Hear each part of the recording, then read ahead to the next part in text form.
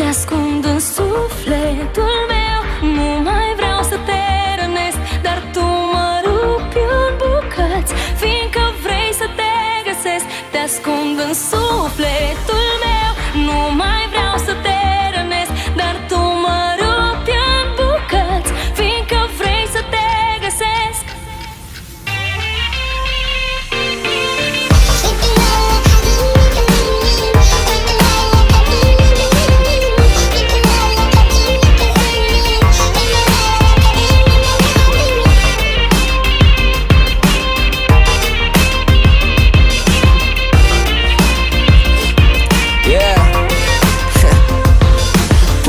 În pământ ca un copil și vii spre mine. Pirata nu are limite, a mea nu-ți aparține. Am sufletul amanetat și sunt setat, blocat, marcat. Și tot ce spun aș vrea ca să nu fie adevărat.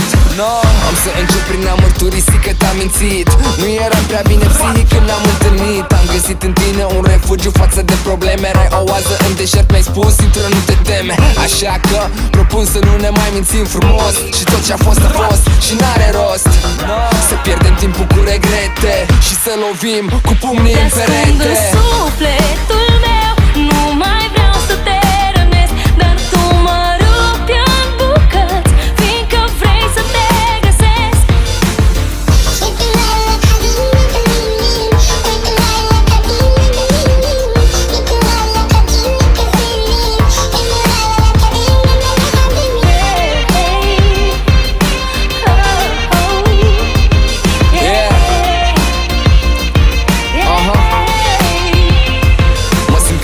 Fucking arhitect groase, minunat. Am construit un zid urât și gri și într-un final te-am izolat. De prieteni, de familie, tot ce conta, tot ce avea sens și logică în viața ta. Dăm o secundă, aș vrea să dau, dar timpul ăsta îmi fute creierii. Te zici că e metronom și tu vii chiar atunci să-mi amintești că n-am făcut, că nu am fost, că-s prea tăcut, că s-a bătut. Și eu îți spun, oprește-te, nu e momentul potrivit, dar tu trezești în mine un monstru imposibil de oprit și mă agit.